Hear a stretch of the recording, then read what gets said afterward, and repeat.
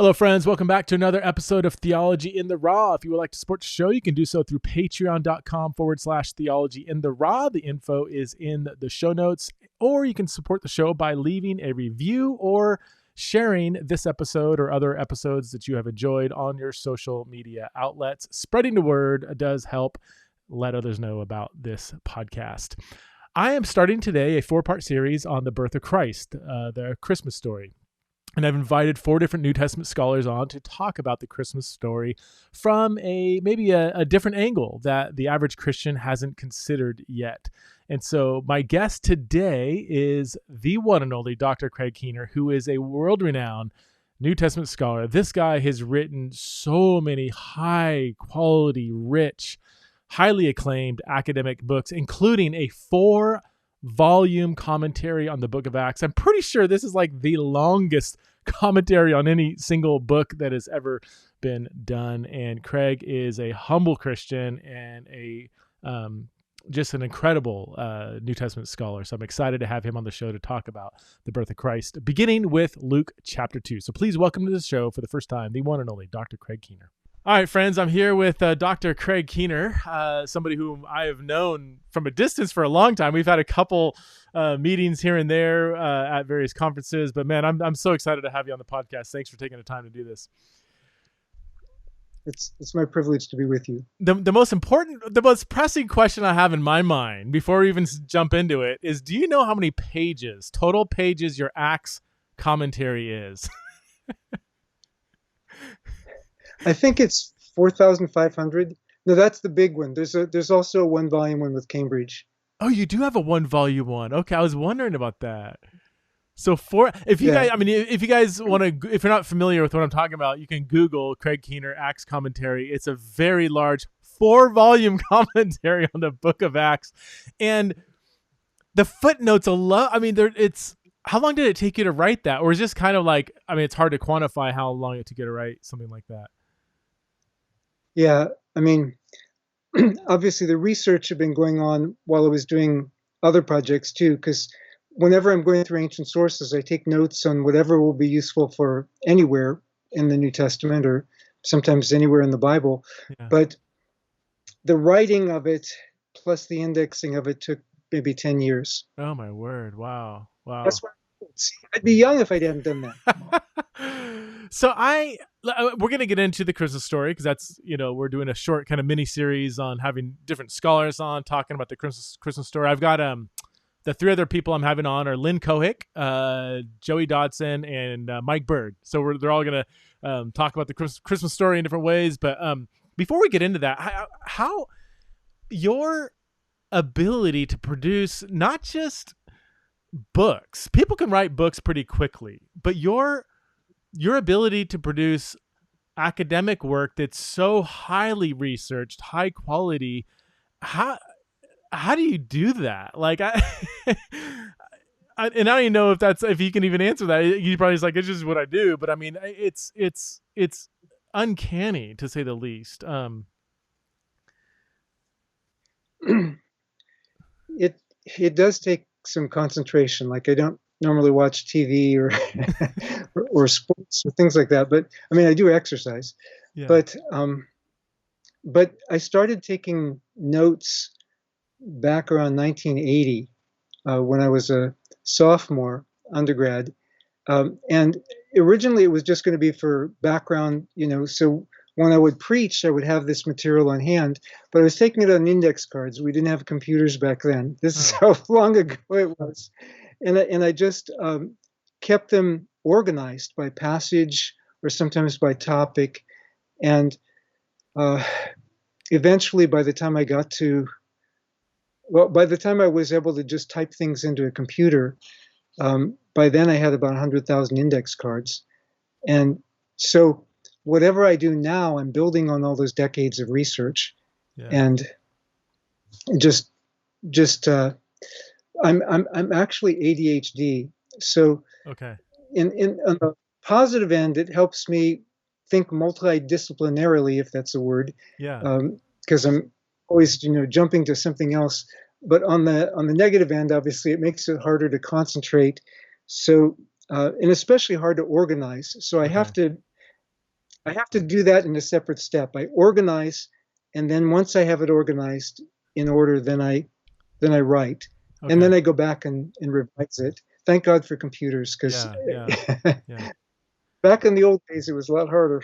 Yeah. So I've heard this about you. Actually, it's good to hear you say that. It's good to confirm the rumor. So you from an I mean, 40 almost 40 years over 40 years ago, you've been keeping track of like original source material, so that if I even said like Joseph and Asenath chapter 3, you would probably like know what I'm talking about there.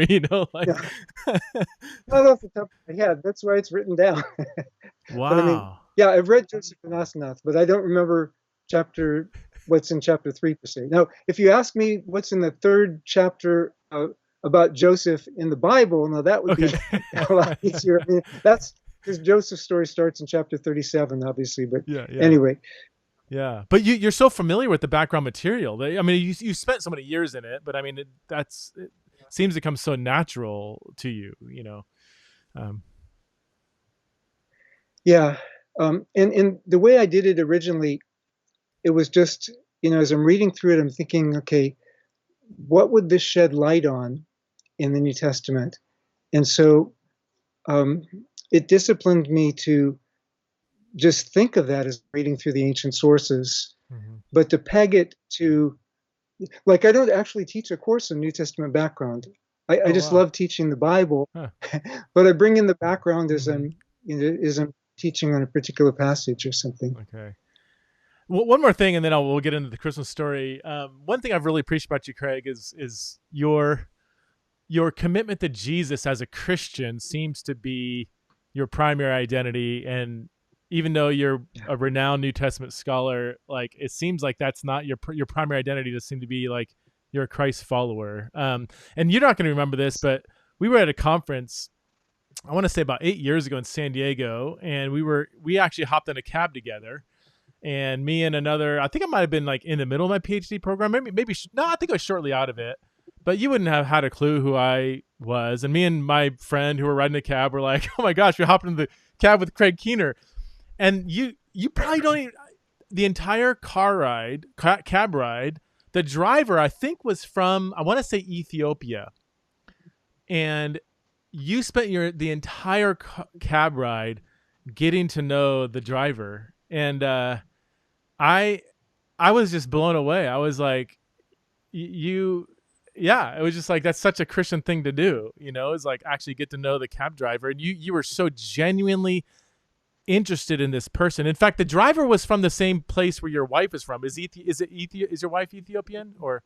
No, no, she's from Congo Brazzaville, but she was a refugee, and so um, it gave a point of identification with some Yeah. of the troubles that Ethiopia has faced over the Okay. decades. So Okay. Wow. So anyway, that has been a great model for me and other scholar friends of mine who also strive at least to keep our Christian identity above our academic identity. All right, let's jump into the Christmas story. You mentioned in our email exchange, you had some thoughts on Luke 2. Yeah, I'll just turn you loose and have you jump in, and would love for you to highlight anything that maybe some Christians might not be as familiar with. You grow up in church hearing the Christmas story over and over, and you get kind of used to it. But I would love to kind of explore and unpack maybe some elements of the Christmas story that the average Christian could maybe sit in church for years and not really maybe fully appreciate or be aware of. sure. Uh, yeah, I love Luke 2. I love all of it, but Yeah. Luke 2 actually, maybe to set it in somewhat fuller context, um, thinking in terms of Luke 1, because the first four verses, Luke gives his historical preface, says, here's how I did my research, here's how I got my information, and so on.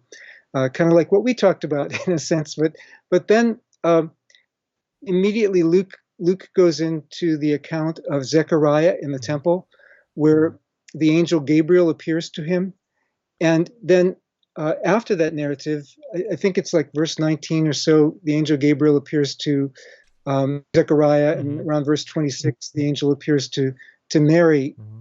and you have this parallelism, because in each case the angel appears. In each case, they're shocked. In each case, the angel has to say, "Don't fear," and then gives them the announcement about the child. Says this child will be great. Gives a name for the child, but Zechariah responds with unbelief, and Mary responds by, be it to me according to your word.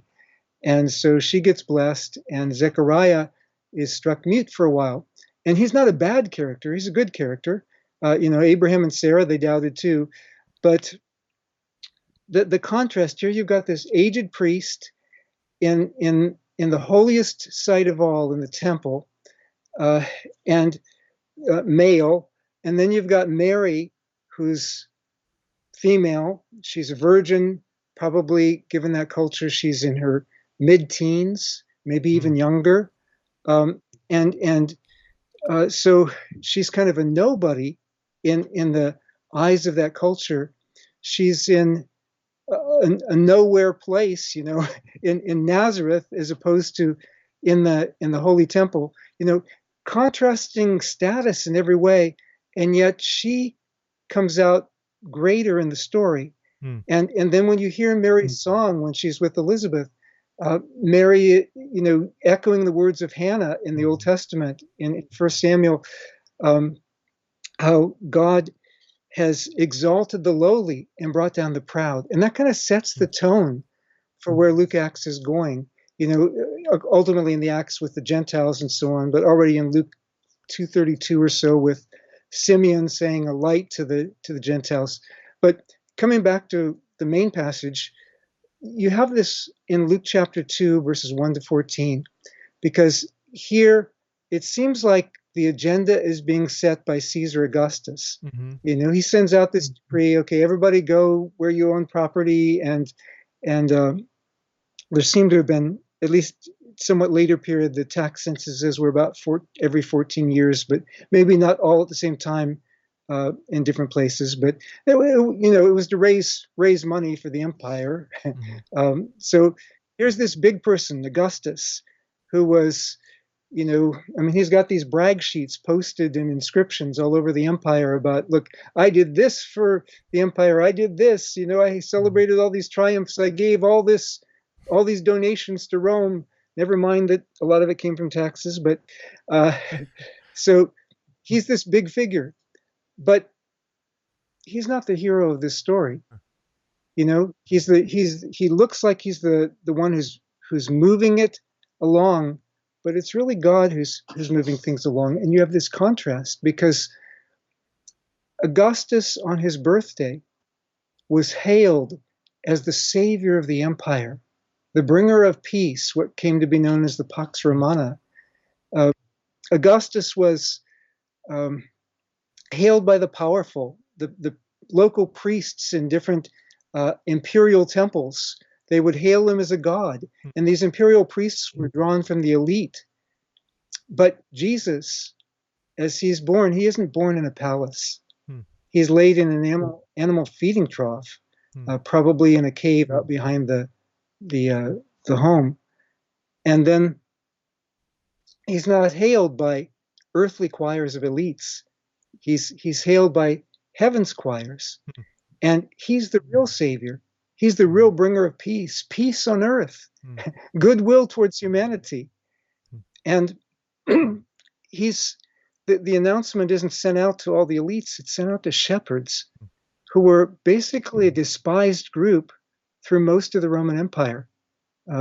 They were considered rugged and ragged and smelly and often associated with ruffians and so forth. They were, of course, in the Old Testament, you have David, you have Moses, you have Amos, and so on. I mean, they can fulfill great roles, but for elites and mostly for urban people in the Roman Empire, including in Judea, I mean, we have this in sources that probably go back to the Pharisees. People look down on shepherds, but that's where God chose to reveal this good news first. And we see that right from the start, just like the Bible says elsewhere, God is far from the proud, but he's near the lowly and the broken. And if we want to seek his presence today, that may be where we're most likely to find him. So this setup of contrast between the powers to be in Luke 2 and then the birth of the true king is such a Yeah. it's such a blatant like in your face kind of contrast. But I Yeah. haven't thought about this before. You've linked it to chapter 1 with even the very beginning where there's contrast being set up. And you're saying that this sets up a theme that's going to go all the way through Luke Acts, the Yes. of perceived powers and then the lowly being exalted. And that do you see that in Luke more than the other gospel? Is it highlighted more particularly in the other gospels, or is that, it's kind of hard to quantify, I guess, It's but yeah, yeah. No, it's already in Mark, it's already in Matthew, sure. but I think Luke highlights it even more. Yeah. Um, Now, in his second volume, it's not quite as evident because we don't think of Gentiles being marginalized. I mean, Gentiles back then wouldn't have thought of themselves as Right. marginalized either. But within the church in the first century, they were, well, especially the early Christian movement, they were a marginalized group. Hmm. So ethnically marginalized in the church, culturally marginalized. So Yeah. um, I think even the book of Acts carries on that theme in some respects. Well, even in I nervous mentioning the book of Acts in your presence as if I know anything about. Well, I guess I'm curious. Like, it seems to me in Acts, the latter half of Acts, especially, you see what seems to be a growing number of converts that are from the powers, more Mhm. wealthy aristocrats, Gentile leaders and stuff getting converted to this upside down kind of kingdom. Would that be accurate, that you see you see a growing number of kind of more wealthy people getting impacted by the gospel, converted by the gospel? Yeah, and I think it's also interesting that Luke dedicates his 2-volume work to Theophilus, Mm. and he calls him most excellent Theophilus, which means he was a person of status in that society. Now, I think it would be a mistake to say, like some people have said, Theophilus is the ideal reader of Luke Acts. I mean, he's just one. You didn't when you dedicated the book to somebody, it didn't mean that was the only person you were hoping would read it. Okay. But still, Theophilus at least has some fairly elite people in his audience, and yet Luke is the did I say Theophilus? Luke has at least some fairly elite people in his audience, and yet Luke is the gospel where you have the story of Lazarus and the rich man, and where you have the story of the rich fool in Luke 12, and so forth. I mean, he hits harder on the theme. It's Mm-hmm. already there in other gospels, but Luke is really emphatic about it. Yeah. So he wants he wants to make sure people understand that the Yeah. gospel has implications for how we treat one another. Do we know anything else about Theophilus? Like, he calls him most excellent, and that, are you saying that phrase "most excellent" intrinsically means that he was of a high social status? It's not just like, "Hey, my Yes. good friend Theophilus." It's he. That is that more of a specific term? Yeah. Most I excellent. think it's the Greek word crustiste or Okay. crotiste, Okay. but it's also used when Paul addresses, or maybe it's not Paul, maybe it's uh, the Chiliarch, the tribune in Jerusalem, when he addresses most excellent Felix. Yeah. Now Felix actually was a freed person. He wasn't actually of the normal status of governors. But when you address somebody as most excellent, normally that person was of a higher social rank, Okay. the knight class, or the equestrian class, or higher. Yeah. So given his that he's addressing it to Theophilus, and given the fact that the latter part of Acts kind of has a growing number of these kind of high social status people coming into the faith, would you say is it too much to read into this, that that's strategic, that Luke is ultimately saying, hey, Theophilus, you can also be a convert, or is Theophilus a convert, or is he a seeker, or do we even know? I think he's already a believer because um, Luke says now concerning uh, I'm I'm I'm I'm confirming these things you've already heard. Oh yeah. So Theophilus has already heard a lot of this. Now it's possible he's a seeker, but I think it's probably more likely he's already a believer.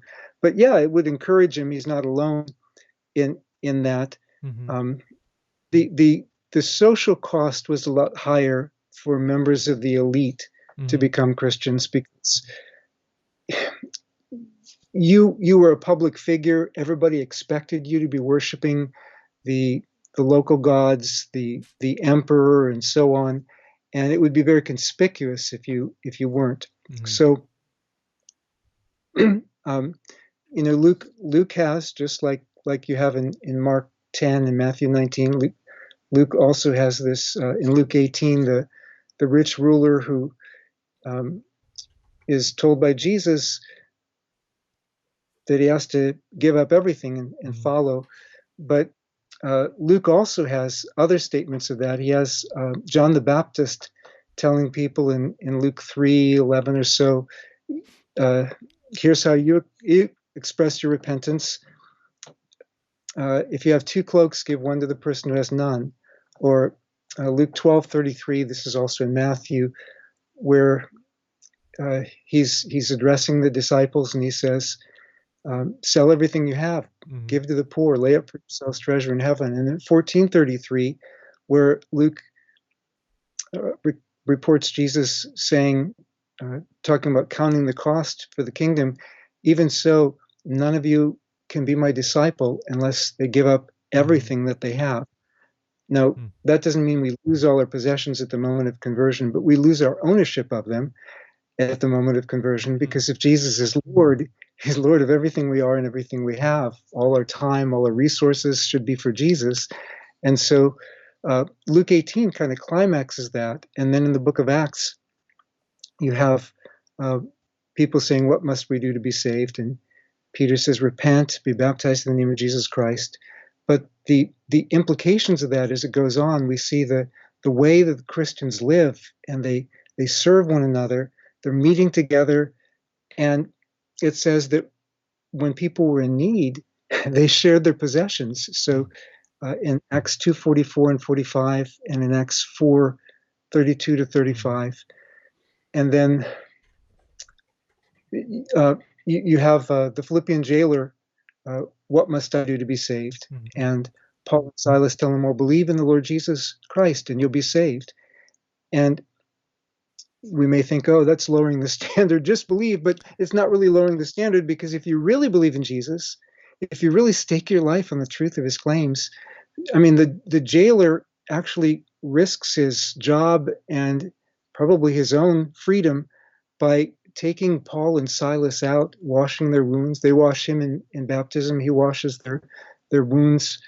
I mean, that's a radical thing. A jailer could get in big trouble for what he did, Yeah. but he's committed to follow Jesus. So throughout, we see really radical discipleship. Mm-hmm. As people follow Jesus, they realize this is really true. This is worth everything. This is worth forsaking our other gods, and this is worth the social cost.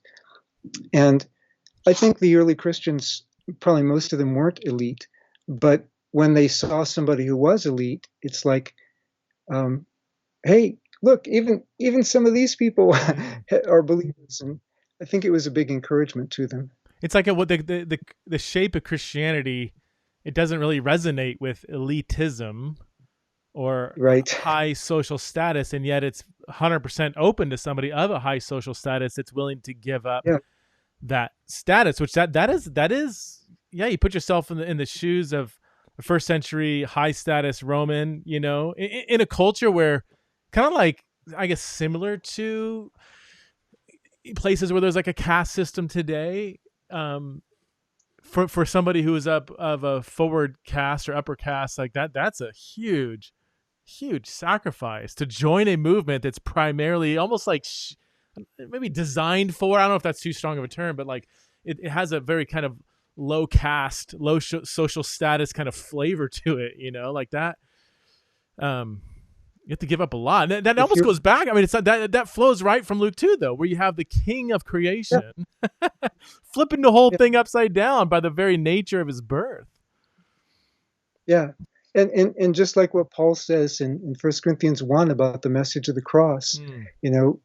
to the wise of this world, it's foolishness, to the powerful of this world, it's weakness. Mm-hmm. But God chose to do it that way so that we couldn't boast not only just in our works, we couldn't boast in our wisdom, we couldn't boast in our status.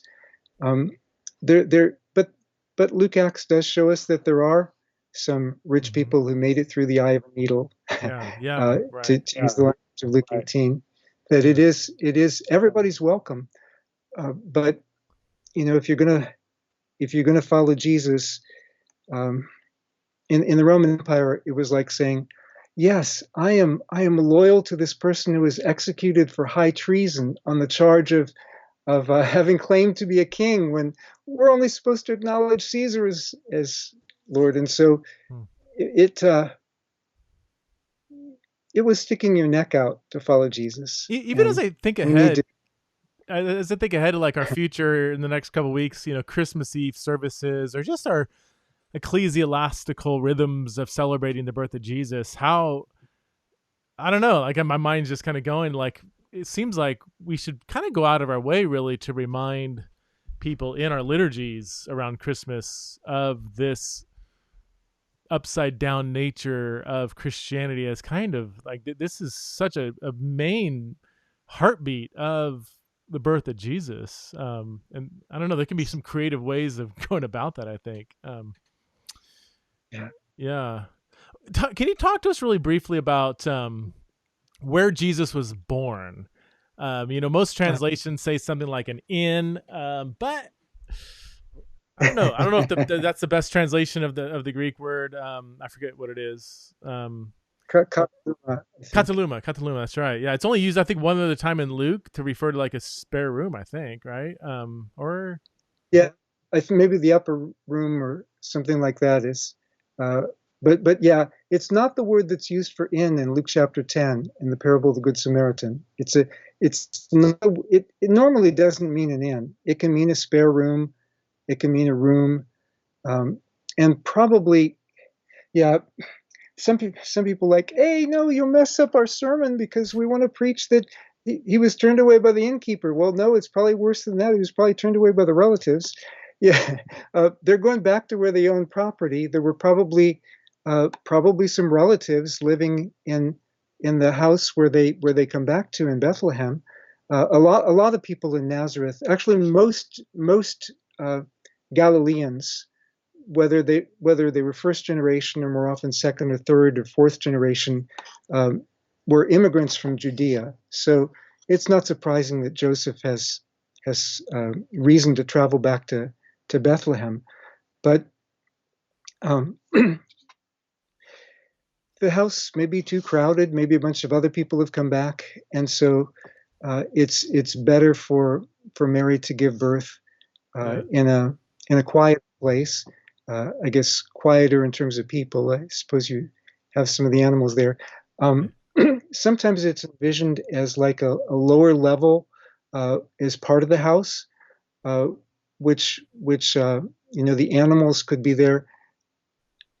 On the other hand, tradition says that it was in a cave Okay. uh, out behind the house, but a lot of houses in Bethlehem were actually built out of caves. So it's possible that both are true. In the I think it was around the year 135 or so that the Emperor Hadrian was going through Judea and desecrating holy sites. Huh. He built a temple of Venus on the site of the Jerusalem temple, and when he got to Bethlehem, as the story goes, the local inhabitants said, "Well, this cave is where Jesus was born," and so he erected a grove for, I think, Adonis on top of it, made it a pagan site, which later, of course, it got reversed. But what that would suggest, if that story is true, is that the memory of the site goes back to within a century of the time. It might well be the actually remembered site from relatives there Wait, of where Jesus was born. so do we have knowledge of where that site is today? Is this the place where if you go visit Bethlehem today, and they take you to the place where Jesus's birth is kind of commemorated? Are you saying that this geographically is a good case to be made that that was the original site? I think a good case can be made. I mean, that it goes back to within a century Wow. of the probably goes back to within a century of the events. Now, it's not as clear as like the site of the Holy Sepulchre Yeah. for his tomb and his resurrection. That one I think is clear cut. Okay. But the one in Bethlehem, I'd just say it's probable. Okay. Okay. Yeah, I mean that does. Yeah, of course we're going on tradition, but that tradition that early that it is pretty significant. And yeah, I spent some time in Israel, and I remember the Holy Sepulchre does seem to be a pretty good. It matches all Yeah, the geography, right, of being outside the city. yeah, At least that's the way the city walls were constructed in the first century, and yeah. um, the early tradition and so okay, so just to summarize the story, then so Joseph and Mary travel to Bethlehem. They have relatives there. They probably go to a house of a relative who says there's no room in our kataluma in our let's just say some kind of spare room. So they go out to where the animals were, possibly a cave, or maybe an outside courtyard or something. Is there anything? Hmm. So this is speculation, but Mary, you said a teenager, most likely, is visibly pregnant and not married yet. I mean, she's it's speculation, but could there be some?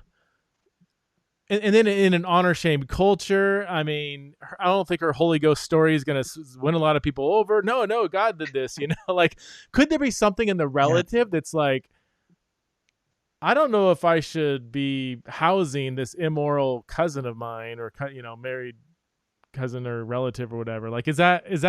I know it's speculative, but could that be a possibility too? That the relative just didn't want to house them under the roof for fear of housing an immoral person. I don't know. It's possible. I mean, this is before the shepherds show up with their revelation, and it's well before, maybe up to 2 years before the Magi show up, and um, so it's possible. The question is, was she showing? Because it says that while they were there in Bethlehem, the days were fulfilled that she gave birth. So it's not like in the movies where she, I mean, Uh, I understand the movies need to do it this way, but it's not like in the movies where she actually went into labor as they got to Bethlehem. ah, She went into labor sometime after they got to Bethlehem. So we don't really know, but yeah, if she was showing and they were just betrothed at that point, that would be scandalous. And that would be more than speculation that that would be scandalous. It might be a little bit better received in Judea than in Galilee, certainly a small town like Nazareth, which maybe just had a few hundred people. okay. The uh, the tradition, and this is a later tradition again, but the Jewish tradition, the best information we have in Galilee, your betrothal would last about a year, and if you were to be together at all, you had to be chaperoned. In Judea, the betrothal would last about a year, but you didn't have to be chaperoned, and they had more unexpected pregnancies for some reason in Judea than in Galilee. Yeah. Galilee seems to be a bit more conservative in that way, and certainly a small village like Nazareth, which again, later Jewish tradition regards as a very orthodox village. An inscription shows that a whole group of priests settled there after the destruction of the temple. I wouldn't have guessed that Galilee would have been more conservative than Judea. That Well, so, some parts of it. I mean, actually, Upper Galilee would be probably really conservative. They were pretty much Aramaic speaking. Lower Galilee, where Jesus was from, was more um, bilingual, probably. okay. Um, but but still, if you're from a village in Galilee, Yeah. it could be pretty conservative, and all evidence suggests that it was very conservative. Um, the urban areas tended to be more open to other ideas. And so you had Tiberius and Sepphoris in Galilee, but Okay. in Jerusalem especially. I may be saying things your hearers aren't really interested in. I probably shouldn't talk about all that, but um, I have a very engaged audience who appreciates depth. So no, you feel free. I mean, yeah. right. Yeah. um, you mentioned Aramaic speaking. Do we know, or what is your best, I guess? And Craig Keeter never just guesses; it's always based on some level of evidence. But what did Jesus speak? Aramaic, Hebrew, a bit of Greek, all of the above, or what, do we know anything about what Jesus spoke? Obviously, there's some debates on this, but the majority of scholars believe that Jesus spoke Aramaic. We actually have some Aramaic phrases in the Gospel of Sure. Mark that Jesus spoke, and Mark translates them for his audience. The other Gospels usually just do it in Greek. Well, you have some in John, and then Mm-hmm. Matthew does have the cry from the cross, Mm-hmm. although it sounds more Hebrew in Matthew. But yeah, Jesus probably predominantly spoke Aramaic, but I think he was also conversant in Greek, Okay. as he's from Lower Galilee, which had more intercourse with the outside world Okay. and more use of Greek. When he's in Jerusalem, he's probably talking with when he's talking with the elite, maybe he's talking in Greek some of the time, because that if we can gather from their tombstones, some of the elite in Jerusalem, Greek may have been their main language, and Okay. there was a significant use of Greek in Jerusalem. Okay. What do we know about Jesus's and Joseph's occupation? We often a woodworker, or some people say no, he's a stonemason. I think the Greek word is tekton or something, which, Yeah, as I recall, and please correct me if I'm wrong, simply means like a worker with your hands. Like, it doesn't specify what you're working with. Is that right? Or that's what can we say about his that's occupation?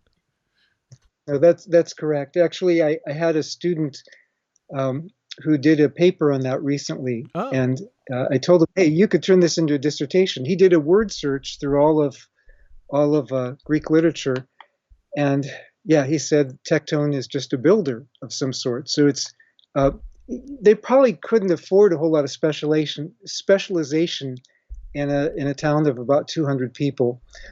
But also, when Jesus was fairly young, the nearby city of Sepphoris was burned to the ground uh, during a revolt, a tax revolt, and immediately the governor of Galilee, Herod Antipas, Mhm. set to rebuilding, and so there was a big need for builders, and Nazareth is like 4 miles away, so that would be one of the villages where a lot of people would be builders. The fact that Joseph and his first son, well, first in my view, some people think that he had a previous marriage and children from the previous marriage, but in my view, um, Joseph Joseph was probably 18 to 20. Jesus was the first son, the eldest son, and so they probably continued traveling different places for building. They probably built things locally. They may have helped to build the local synagogue,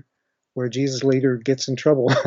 Hmm. um, So when you say builder, does that mean like a wood with wood, or with stone, or both, or do we know? it, it could be, yeah, whatever's needed. Um, the woodworking would be mainly for furniture. It would be for the door frame, although the lintel would be built of stone. And then you had the timbers as the beams for the roof, over which you would lay thatching and ultimately mud, caked mud. But the walls in Galilean homes were mostly built of stones. Okay. Okay. So what? Okay. So if he was building structures which needed in Sepphoris because it was burned down, that would be primarily stone with some beams and Yeah, other wood art yeah. edifices. Okay. Wow, They probably interesting. did whatever was needed. Don't you have some Yeah, my knowledge of ancient literature ends around AD 70. So in don't we have early Christian texts like 2nd, 3rd century apocryphal yeah, texts that refer to Jesus as a woodworker and is that true first of all? And yes. second of all, is there any credibility to that as them drawing on tradition? I don't know if they're actually drawing on tradition or they're just inferring it. Okay. But uh, something that is interesting though is that they need to make some defense of Jesus' occupation. Like Celsus, an elite pagan critic of early Christians, said, "Hey, you're just following this guy who's a woodworker, a carpenter," and uh, they have to make a defense on that because their Lord didn't come from the elite. Hmm. Although as an artisan, he was more, at least part of the time he was being an artisan. That was that still would differentiate him from the farmers who made up the majority Okay. of the population. Um, Carpenters, fishermen, tax collectors, and so on. They would not be probably 70%. It's estimated. Some estimate as high as 90% of the population in Galilee would have been farmers, Okay. and the elites looked down on those who just tilled the land for a living, uh, unless it was their ancestors. Would Jesus's occupation as a tekton have been also looked down upon, like or not as much as a farmer? Not as much as a farmer. Okay. And by the way, I respect farmers. I respect carpenters. My grandfather was a carpenter. So not, but just in terms of what the popular views were back then. But some people have thought that in Mark chapter 6, where they say, "Isn't this the carpenter?" Yeah. that it's like it doesn't mean that they were more elite than he was, but he's not a scribe. He's not Right. somebody of high status, and they would expect somebody who speaks like they're educated to be from Huh. a high status group where they could have enough wealth to speak authoritatively and to have the education Yeah. to speak authoritatively and so on. Do you think Jesus, one of us. yeah. He was a normal person. Do you think he would have been literate in terms of writing or reading, Jesus? Now that's a big debate. There are different levels of literacy, but in Luke chapter 4, I mean, he reads Oh, that's true. from the Torah scroll, which is presumably in Hebrew. Um, I mean, in the diaspora, they would be using Greek versions, I'm sure, but so he can at least read that much if we take Luke seriously, which I do. But there were different levels of literacy. I mean, the literacy needed to be able to read is not as high as the literacy needed to be able to write or compose. So, the gospel writers, well, even then, I mean, the gospel writers probably dictated and other people wrote it down. But yeah, I think Jesus had some literacy, but he wouldn't have been considered a scribe. Okay. Yeah. Yeah. All right. Going back to the Christmas story in Luke 2 or Luke, yeah, Luke, I guess Luke 1 and 2. What are some key differences between this story and Matthew 1 and 2? And you've mentioned a Oh, couple of sure. them that the time is a little different, but what are some, as you kind of contrast, maybe not contrast, maybe correlate these stories? What are some things we should recognize as we read these two together? If we just had Matthew, we wouldn't know that they started in Nazareth. We would think they started in Bethlehem. That's where Matthew opens that part of the story. And that's, by the way, one reason why I think that Luke didn't have Matthew's gospel in front of him, or vice versa, because I think they would have, if they knew the other one, they would have wanted to clarify so nobody would get confused. But so in Matthew chapter 1, it doesn't say where Joseph and Mary are in 1:18 through 25 when when it's revealed to them. But in chapter 2, we find out that they are in Bethlehem because that's when the Magi come from the east. But the Magi coming from the east, um, Herod Herod has heard from them about this child being born, but he wants to get rid of every boy 2 years old and under. So the Magi may have been coming uh, up to 2 years after Jesus' birth. Hmm. So they don't get there at the same time as the shepherds. It's a different incident, and Matthew is therefore carrying the story on uh, a lot longer. In Luke, they they they travel to Bethlehem after Jesus' birth. They go to nearby Jerusalem. It's about 6 miles from Jerusalem, so not that long of a walk for people then, and some of us today.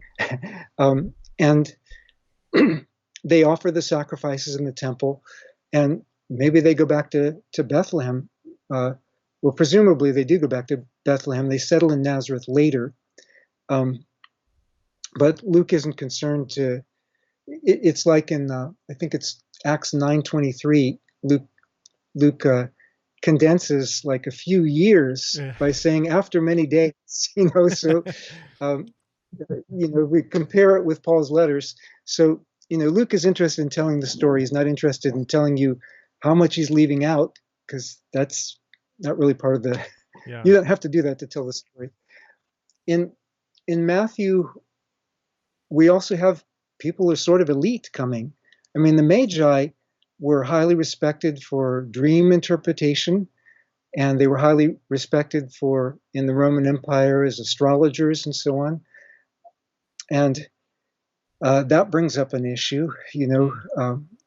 This one case in history, God reveals it to these people, the place where they're looking, but obviously all sorts of divination were prohibited in the Old Testament. And Matthew brings out a different kind of contrast there, because Herod the Great is the one who seems to be in charge of everything in that story. And then the Magi seem, like so innocent, they're almost clueless about what Herod wants to do until the Lord shows them in a dream. Mm-hmm. And then you've got another group of characters who are Herod's wise men, the scribes and the chief priests, the predecessors of the Sanhedrin, well, members of the Sanhedrin, but predecessors of the Sanhedrin of Jesus' adult generation. And you look at how they act in the story. I mean, Herod wants to kill the male children. Well, who in the Old Testament did that? Pharaoh. Oh. And also Jewish people, I think of Antiochus Epiphanes, who did things like that. By contrast, the Magi, who would be considered pagans. I mean, the only time the Septuagint, the Greek translation of the Old Testament, uses that phrase is for Daniel's enemies. So your expectation going into it is, King of the Jews, Herod the Great, should be a good guy, and these Magi should be bad guys. But Herod acts like a pagan king, and the Magi, 3 times it says they came to worship him who was King of the Jews. And the scribes and the chief priests, who know what the Bible says, Micah chapter 5, verse 2, we're born in Bethlehem. They don't go to Bethlehem like the foreign wise men do. That's a sin that only people who know the Bible can commit, taking its message for granted. And this fits Matthew's theme about the Gentile mission, going from the 4 Gentile women in the genealogy in Matthew chapter 1 up through Matthew 28:19, making disciples of the nations.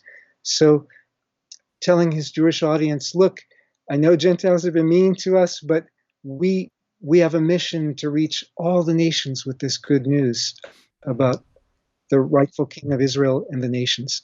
So obviously the emphasis is different, and both emphases are really important for us to remember today at Christmas. Wow. And the rest of the year.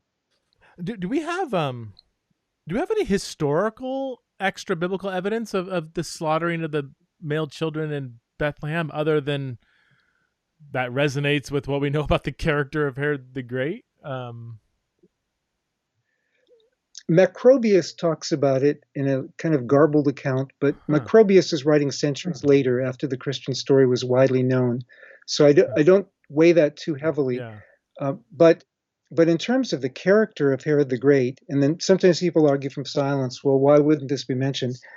You know, Josephus, uh, as he talks about Herod the Great, he's talking about Josephus being a first century Jewish historian. Mhm. He's talking about things that he has from his source, which was a court source, Nicolaus of Damascus. So he knows especially what goes on in Herod's court. But in terms of Herod's character, yeah, he killed a couple of his children who were falsely accused of trying to get the throne. He had his favorite wife strangled, who was falsely accused of committing adultery. And then later on his deathbed, about 6 days before he died, he found out the son that falsely had accused the others that he really was plotting against him, and he had him killed. So there's a probably apocryphal saying attributed to the Emperor Augustus: "Better to be one of Herod's pigs than one of his sons." Um, Herod didn't want anybody to challenge Yeah. his kingship, even on his deathbed. Yeah. Yeah. He's kind of like a textbook, like narcissist, like clinically diagnosed, like just off the Yeah, chart, like because he's so driven by yeah, fear, right? And self yes, preservation.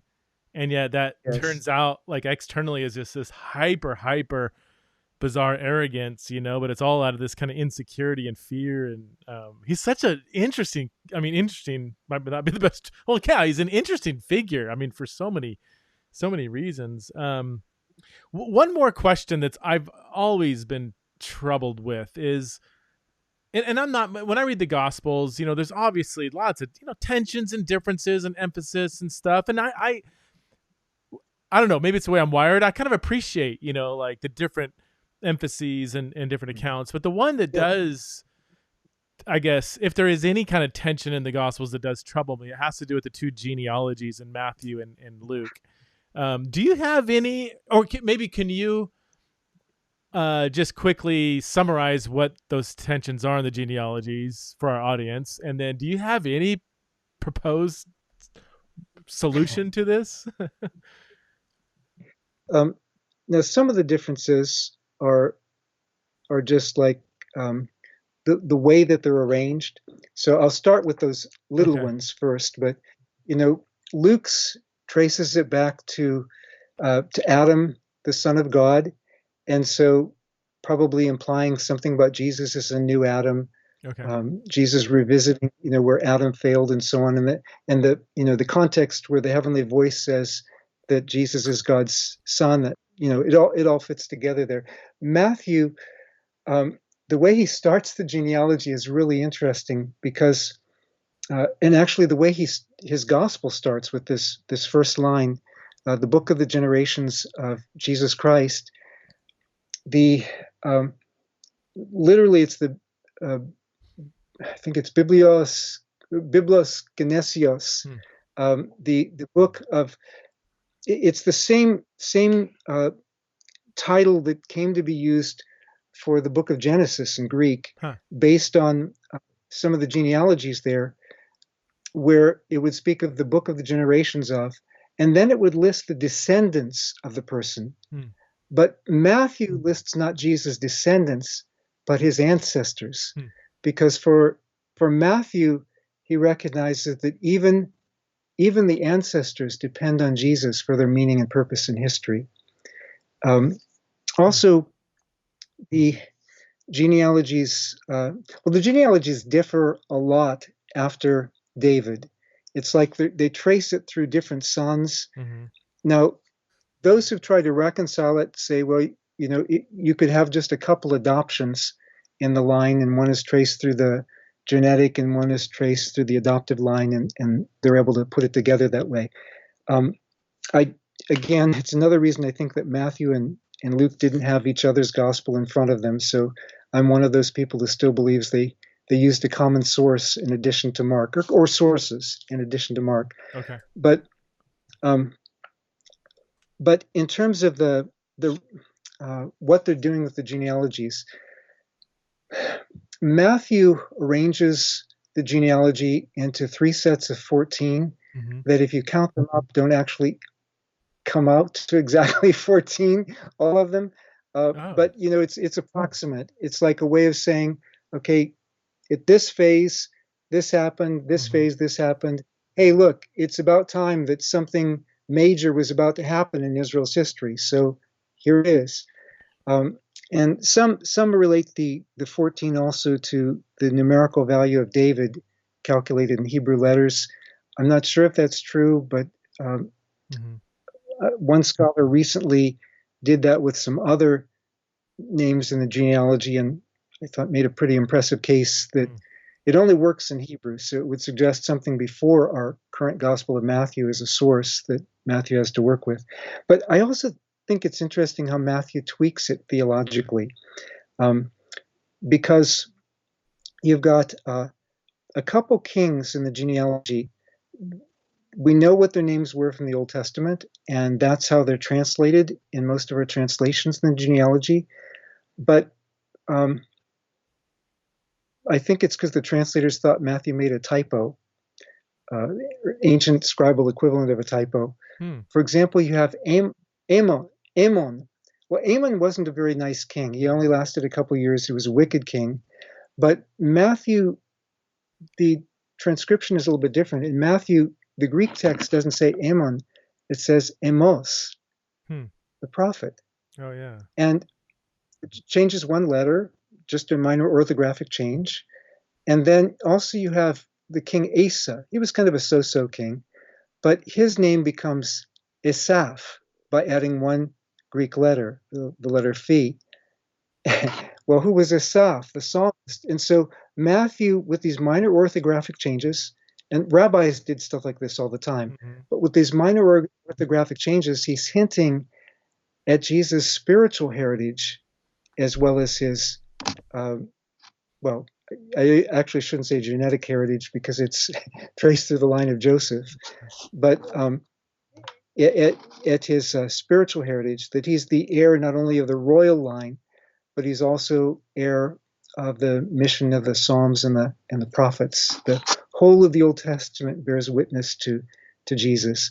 Okay. And normally you didn't mention women in a genealogy, and Right. of course today we would, but back then they usually didn't. And Matthew includes 4 women, Mm-hmm. all of whom are either Gentiles or have Gentile connections. 3 mothers, 3 ancestors of King Solomon, and actually the mother, 3 ancestors of King David and the mother of King Solomon. Um, Now, Bathsheba wasn't probably a Gentile herself, but Matthew introduces her as the widow of Uriah. Right. Uriah, of course, being the Hittite. Okay. So all 4 of them. Yeah. Anyway. Yeah, the women in Matthew's genealogy are fascinating, and a lot of them, if not all, all of them, or most of them, except maybe Ruth, have some kind of association with even sexual immorality. Not always to their, Yeah. Bathsheba was at a, Yeah. May not have been her fault. Yeah, exactly. Yeah, Yeah. yeah. Ruth, probably not. But then there's, snuggling up with Boaz in the barn. I'm not sure exactly what's going on there, but clearly Rahab and Mary's maybe reputation. So I mean, they have kind of like shadiness surrounding the reputation, which, again, this kind of is this designed to kind of project upon Jesus's future ministry? I mean, he also had a reputation of being a tax collector and a sinner, and he also very much obviously humanized women way more than your average first century rabbi. So is that by design, that the genealogy in Matthew is trying to like tell us something about the life and ministry of Jesus himself? Yeah. Oh, I think so. And I think it shows that Jesus, right from the beginning, God cared about Gentiles. Oh yeah. But also the the moral things. With Ruth, she's definitely an exception to that because, I mean, she was actually highly respected in Jewish tradition. Okay. But Ruth was a Moabitess, and Deuteronomy 23:3 says, "An Ammonite or a Moabite shall not enter the Lord's congregation to the 10th generation." Wow. But God welcomed her because she, and the rabbis, went through various things to try to explain it. Well, she wasn't a Moabite; she was a Moabitess, and so on. And with Rahab, I mean, if you look in the book of Joshua, there's a contrast laid side by side between her and this Judahite who he hid the loot under his tent floor, brought about the destruction of his family. She hid the spies on her roof, brought about the deliverance of her family, and so on. So her Gentile character is very much emphasized there. And Tamar, presumably as a Canaanite, it's really emphasized in Genesis 38, but it's there. And and we already mentioned Bathsheba. So I think that those address some themes that run throughout Matthew's gospel. So there are reasons why each one focuses on what they focus on.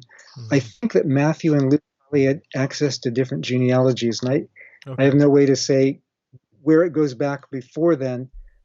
And maybe it was adoptive lines again.